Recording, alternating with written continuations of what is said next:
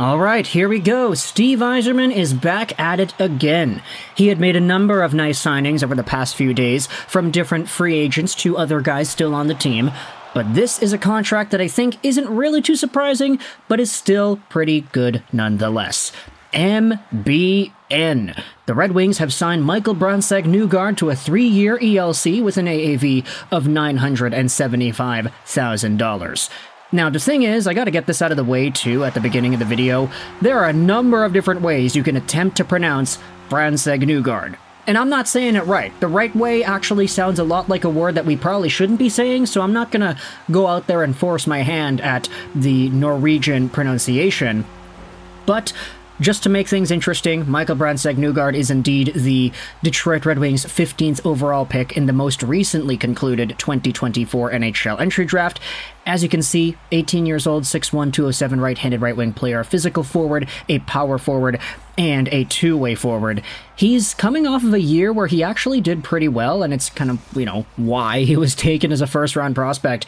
18 points in 41 All-Svensken games, which doesn't sound like a lot until you realize the All-Svensken is the second-tier pro men's league in Sweden. He also had 10 points in 12 games in the qualifiers, really bolstering up his point production. He came alive when the games mattered the most, and for the majority of the season, he was only 18 years old, so this was a guy who, playing in a pro men's league, was able to be a point-per-game guy in those clutch playoff games.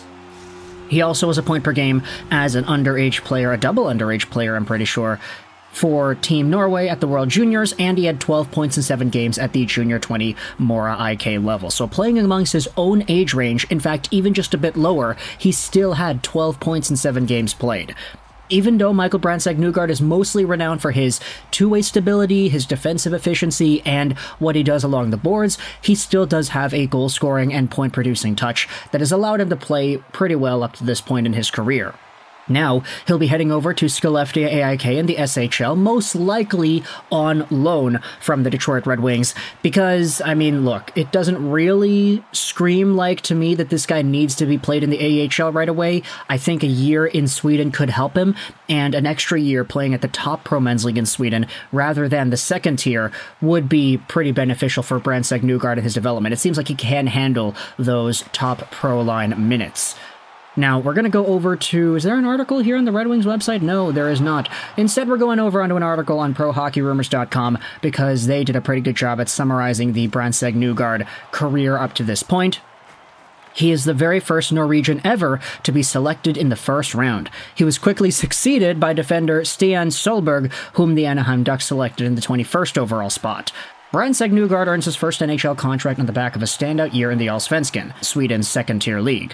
While meager scoring at a glance, Brandsegg-Nygård's production actually marks the most of any draft year player has scored in the league since 2018, and the 9th most all-time. He earned his keep on the back of a very high-energy and responsible game. Brandsegg-Nygård adheres closely to his position, but still shows impressive tempo and heft on the forecheck, and quick processing when he fights his way onto the puck. He seems mature beyond his years, a sentiment stamped by his fantastic international performances. He had scored 3 goals and 5 points at the World Juniors, and then he matched that stat line in 7 World Championship games with Norway's men's squad this summer, showing his ability to make an impact on any stage. That's spelt incorrectly. Impact, something like that. An ELC will open the possibility for Brandsegg-Nygård joining the AHL's Grand Rapids Griffins and maybe even vying for an NHL role next season, though he's currently expected to join the SHL Skellefteå AIK. That should prove a plenty viable sparring ground for the high-tempo Brandsegg-Nygård as he looks to add next-level offensive traits to what is already a very responsible tool set. And the thing is, with Brandsegg-Nygård, I'd seen a lot of people kind of complaining about this draft pick when it was made. Oh yeah, Nate Danielson, Marco Kasper, Brandsegg-Nygård. Steve Yzerman is drafting the same guy over and over and over again. It's just this guy happens to be on the wing.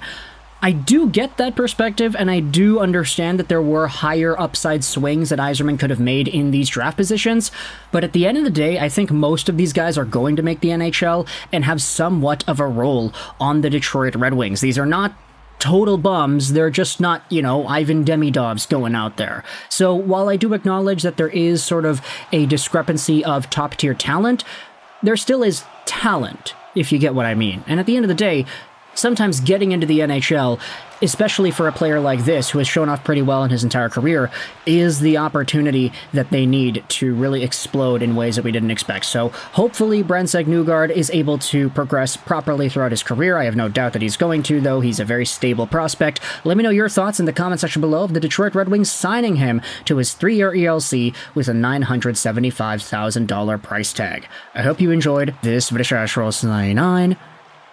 and bye.